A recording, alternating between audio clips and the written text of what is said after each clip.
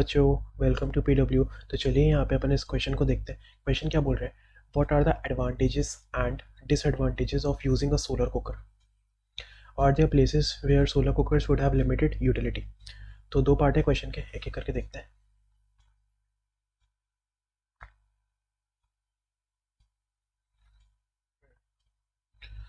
Solution. Solar cooker के बारे में आप जैसे कि जानते होंगे कि ये सनलाइट को यूज़ करता है खाना बनाने में। तो मतलब बहुत सिंपल सा डिवाइस है और तो कुछ नहीं है इसमें। यहाँ पे सबसे पहले मैं लिखूंगा यहाँ पे advantages advantages of solar cooker. पहले अच्छाइयाँ लिखते हैं, उसके बाद इसकी बुराइयाँ लिखेंगे। देखिए, सोलर कुकर का पहला एडवांटेज क्या है कि पहली चीज़ तो सस्ता है ना। सस्ता कैसे कि यार बिल्कुल ही सिंपल डिवाइस है। इसमें ना तो अपन इलेक्ट्रिसिटी का यूज़ कर रहे हैं, ना अपन किसी भी प्रकार के दूसरे रिसोर्सेज को एक्सप्लॉइट कर रहे हैं, और एक क्लीन फ्यूल को यूज़ कर रहे हैं। अगर अपन फॉसिल फ्यूल को यूज़ करते हैं, लाइक कोल कोल वगैरह का यूज़ होता है, या फिर अपन पेट्रोलियम का यूज़ करते हैं, या फिर थोड़ा बहुत क्लीनर फ्यूल जैसा एलपीजी, तो उससे भी थोड़ा बहुत पॉल्यूशन कॉज होता है। बट सोलर कुकर के केस में तो अपन बिल्कुल ज़ीरो पॉल्यूशन कर रहे हैं, तो ये क्लीनर फ्यूल है। ये इसका एडवांटेज हो गया। चीप है, क्लीनर फ्यूल है ना। तो यहाँ पे अपन लिखते हैं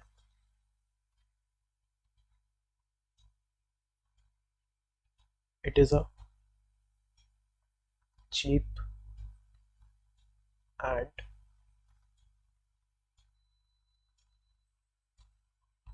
यूजिंग क्लीन फ्यूल। और इसके ब्रैकेट में लिख देंगे सोलर एनर्जी। दूसरा पॉइंट क्या हो सकता है? आप बताइए, सोच के, आप खुद सोच के देखो एक बार, दूसरा पॉइंट क्या हो सकता है?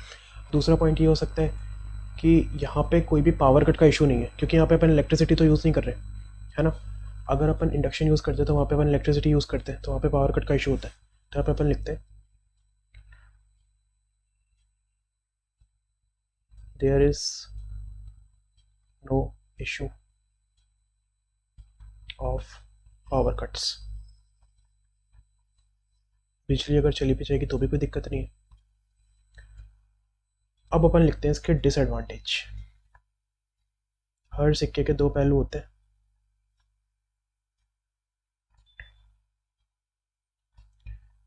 Disadvantages of solar cooker.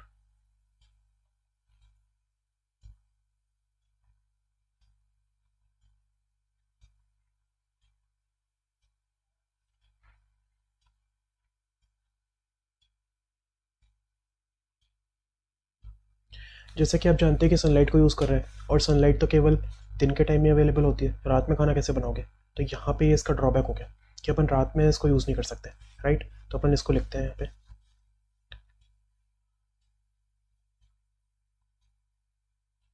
Sunlight is only available during the day.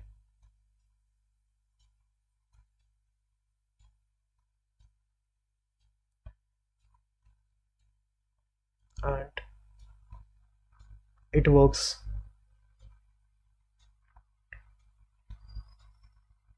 In proper sunlight only.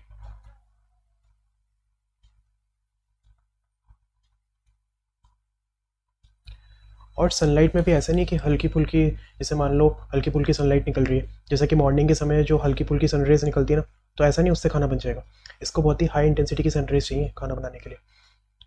तो एक इसका ये डिसएडवांटेज हो गया। दूसरा यहाँ पे हम लिखते हैं डिसएडवांटेज इसका। यहाँ पे ना खाना बनाने में बहुत टाइम लगता है। जैसे मान लो प्रेशर कुकर में आलू उबाल रहे हो, तो वहाँ पे हो सकता है आपके आलू जो है ना 10 या 15 मिनट में उबल जाए। बट इस केस में यहाँ पे ना हो सकता है आपको 3, 4 या 5 या 6 घंटे भी लग जाए आलू उबलने में। तो टाइम इसमें लगता है। Takes long duration to cook food. और कभी कभार इसमें खाना कच्चा भी रह सकता है, तो मतलब इसके ड्रॉबैक्स भी है। अब इसमें देखो दूसरा क्वेश्चन क्या था, are there places where solar cooker would have limited utility. तो इसका आंसर तो अपन मतलब बहुत ही कॉमन सेंस से दे सकते हैं कि ऐसी जगह जहाँ पे सनलाइट प्रॉपर्ली अवेलेबल नहीं है वहाँ पे अपन इसको यूज़ नहीं कर सकते। अब इसमें आप क्या क्या एग्जांपल दे सकते हो, जैसे मान लो जितने भी अपने पोलर रीजन्स है तो वहाँ पे इतनी सनलाइट तो होती नहीं है, वहाँ पे तो क्या बहुत ही ज़्यादा कोल्ड रीजन होता है ना। अब जैसे मान लो जम्मू एंड कश्मीर हो गया, तो ऐसी जगहों पे अपन सोलर कुकर को यूज़ नहीं कर सकते। इट इज़ बेटर कि आप सोलर कुकर को उन जगहों पे यूज़ करो जहाँ पे सनलाइट बहुत ही ढंग से अवेलेबल हो, जैसे डेजर्ट्स हो गए तो वहाँ पे अपन यूज़ कर सकते हैं, बट कोल्डर रीजन में we can't use solar cooker, है ना।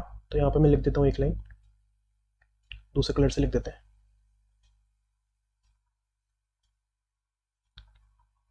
Places where sunlight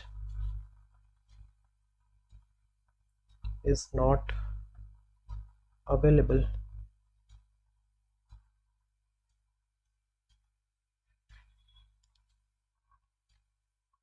solar cooker should not be used। तो ये इस क्वेश्चन का प्रॉपर आंसर है। ठीक है, I hope the question is clear. Thank you guys.